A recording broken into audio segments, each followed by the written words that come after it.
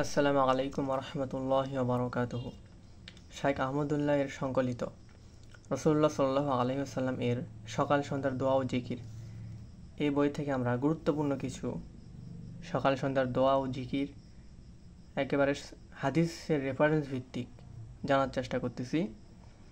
এখানে আমরা 6 নং জিকির পর্যন্ত জানছি আলহামদুলিল্লাহ। এরপর 7, 8, 9, 10, 11, 12 এগুলো একটু বড়। আমরা ছোট ছোট দোয়াগুলো ইনশাল্লাহ জানার চেষ্টা করব এবং মুখস্থ করে আমল করার চেষ্টা করব ইনশাল্লাহ। এখন আমরা জানব 13 নং জিকির ইনশাল্লাহ, সকাল সন্ধ্যায় 100 বার। এটা আছে 25 নাম্বার পৃষ্ঠায়।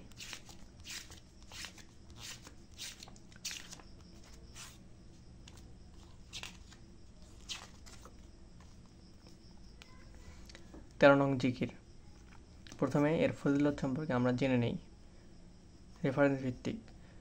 এখানে বলা আছে, সকাল ও সন্ধ্যায় যে ব্যক্তি 100 বার এই বাক্য পাঠ করবে, কিয়ামতের দিন তার চেয়ে বেশি সওয়াব নিয়ে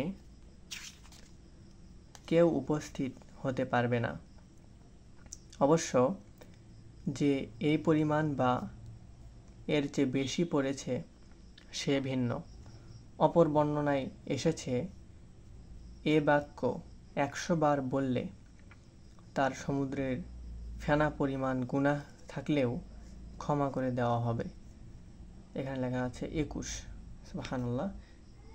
অর্থাৎ এটা সহিহ মুসলিম এর হাদিস এবং 2692 নং হাদিস সহিহ মুসলিমের গুরুত্বপূর্ণ একটি সিয়াসিত্তার হাদিস। এটা আমরা এই দোয়াটি পড়ে নেই, খুব ছোট একটি দোয়া।